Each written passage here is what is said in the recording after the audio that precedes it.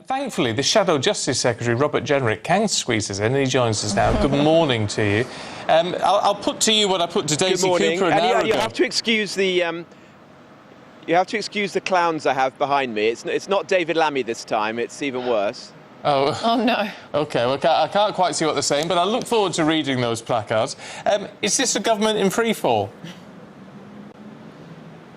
Well, it's end of day stuff, isn't it? You've got the most unpopular Prime Minister ever. You've got the most unpopular Chancellor since records began, who's about to break the manifesto commitment and increase income tax in her budget in a couple of weeks' time. The country is basically going to pot at the moment, with NHS on strike, open borders, prisoners being released, and yet this weak and paranoid Prime Minister is now turning on his own cabinet and machine gunning his own ministers. It's a total mess. He just needs to get back to his day job and actually try and fix this country. So you do want to see the Prime Minister remain in his post? You don't want to see him replaced by anybody else? I mean, names that have been put forward in the papers are, of course, Wes Streeting, who's just denied those rumours, and also Shabana Mahmood. Well, look, it's not up to me to decide who the Labour Party have as their leader. But I will say that Keir Starmer is one, if not the worst Prime Minister I've ever known. He's got no plan. He can't command authority in Parliament. The public are sick of him. And everything feels like it's a mess at the moment out there in the country. The public, they're looking on this absolutely aghast. They just want the government to get a grip of the challenges that the country is facing at the moment. Instead, it's like a circular firing squad, rats in a sack, fighting. Get back to the day job and run this country properly.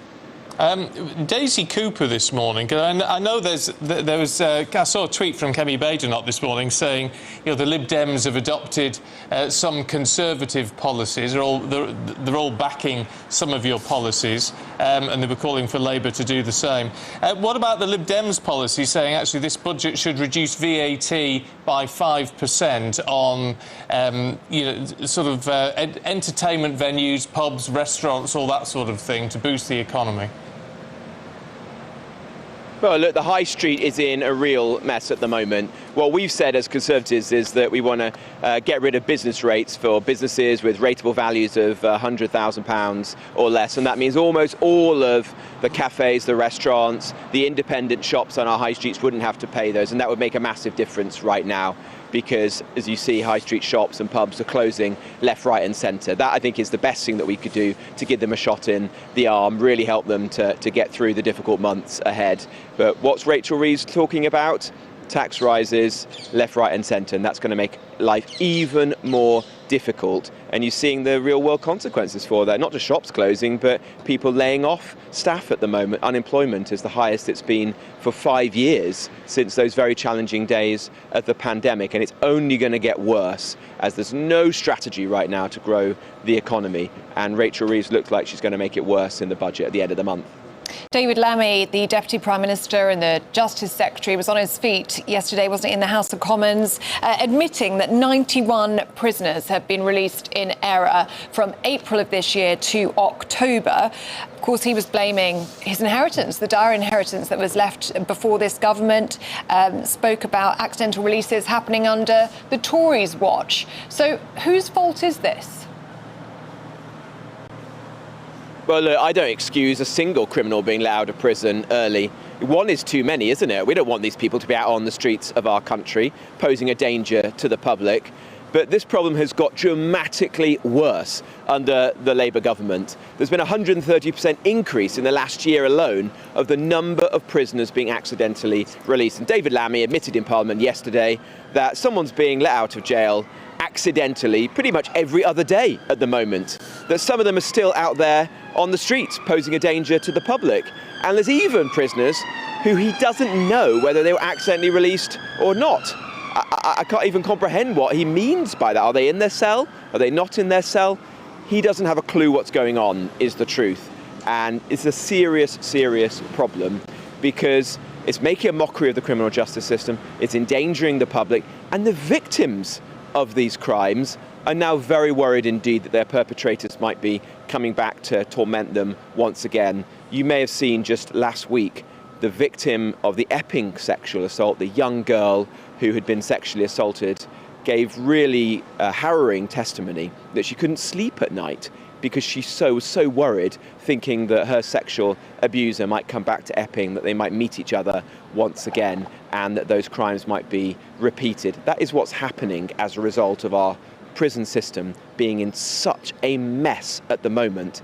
And David Lammy's got to step up and get a grip. But does anyone have confidence in him? I certainly don't. I don't meet anybody who does. He doesn't give the impression he knows what he's doing. Just before we let you go, can we get a quick word on the BBC?